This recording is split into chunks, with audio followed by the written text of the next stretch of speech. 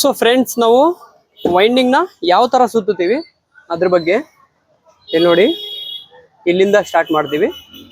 So ಈ hole ಇದೆ ಅಂದರೆ ನಾವು ಇಲ್ಲಿಂದಾನೇ ವೈಂಡಿಂಗು ಸ್ಟಾರ್ಟ್ ಮಾಡೋದು. ಯಾಕಂದರೆ ಕನೆಕ್ಷನ್ ಕೊಡುವಾಗ ನಮಗೆ ಈಸಿ ಆಗುತ್ತೆ ಅಂತ. ಇಲ್ಲಿಂದ ಇಲ್ಲಾಂದರೆ ಇಲ್ಲಿಂದಾನು ನೀವು ಸ್ಟಾರ್ಟ್ ಮಾಡ್ಬೋದು. ಸೊ ನಾವು ಸ್ಟಾರ್ಟ್ ಮಾಡೋದು ಫಸ್ಟು ರೈಟ್ ಸೈಡಿಂದ. ಮೆಷಿನ್ ವೈಂಡಿಂಗ್ ಯಾವ ಥರ ಬರುತ್ತೆ ಇದ್ರ ಬಗ್ಗೆ ನಾನು ಹೇಳ್ತಾ ಇದ್ದೀನಿ. ಸೊ ನಾವು ರೈಟ್ ಸೈಡಿಂದ ಸ್ಟಾರ್ಟ್ ಮಾಡ್ತಾ ಇದ್ದೀನಿ. ಸೊ ಇದು ಈ ಥರ ಬರುತ್ತೆ. ಫಸ್ಟು ರೈಟ್ ಸೈಡ್ ಅಂದರೆ ನನ್ನ ಬಲಗಡೆಗೆ ಈ ಥರ. ಸೊ ಓಕೆ, ನಾನು ಒಂದೇ ಒಂದು ಸುತ್ತು ಹಾಕೊಂಡಿದ್ದೀನಿ.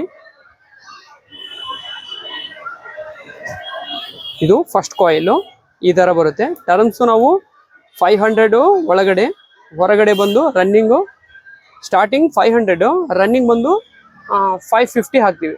ಇಲ್ಲಿ ಫಸ್ಟ್ ಸ್ಟಾರ್ಟಿಂಗು 500, ರನ್ನಿಂಗಿಗೆ ಬಂದು 550 ಹಾಕ್ತೇವೆ.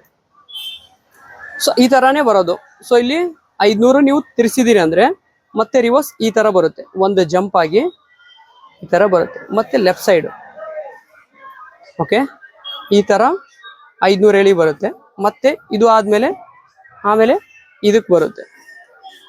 ನೀವು ಜಂಪ್ ಹೊಡಿಬೇಕಾದ್ರೆ ಒಂದು ಯಾವಾಗಲೂ ಸೆಂಟ್ರ್ ಒಂದು ಖಾಲಿ ಬಿಟ್ಟು ಇದು ಬಿಟ್ಟು ಇದಕ್ಕೆ ಇರುತ್ತೆ ಜಂಪು. ಸೊ ಈ ಥರ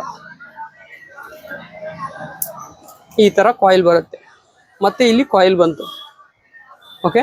ಮತ್ತು ಇದು ಕಾಯಿಲ್ ಆದಮೇಲೆ ನೀವು ಮತ್ತೆ ರಿವರ್ಸ್ ತಗೋಬೇಕಾದ್ರೆ ಒಂದು ಬಿಟ್ಟು ಇಲ್ಲಿಂದನೇ ತಗೋಬೇಕು ಈ ಥರ. ಸೊ ಇದು ಕಂಪ್ಲೀಟ್ ಆಯಿತು. ಮತ್ತೆ ಇಲ್ಲಿಗೆ ಬಂದ್ವಿ ನಾವು. ನೆಕ್ಸ್ಟ್ ಬರಬೇಕಾದ್ರೆ ಒಂದು ಸೆಂಟ್ರಿಗೆ ಗ್ಯಾಪ್ ಬರುತ್ತೆ ಈ ಥರ ಬಂತು. ಸೊ ಈಗ ನಾವು ಇದನ್ನ ಮತ್ತೆ ಒಂದು ಬಿಟ್ಟು ಇಲ್ಲಿಗೆ ತಗೊಂತೇವೆ.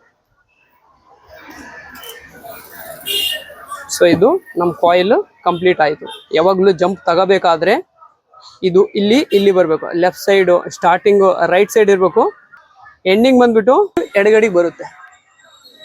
ಇನ್ನು ಕಾಣ್ತಿರ್ಬೋದು ಈ ಥರ ಬರುತ್ತೆ ಲೀಡ್ಗಳು. ಸೊ ಇದೇ ನಮ್ಮ ಕಂಪ್ಲೀಟ್ ವೈಂಡಿಂಗು.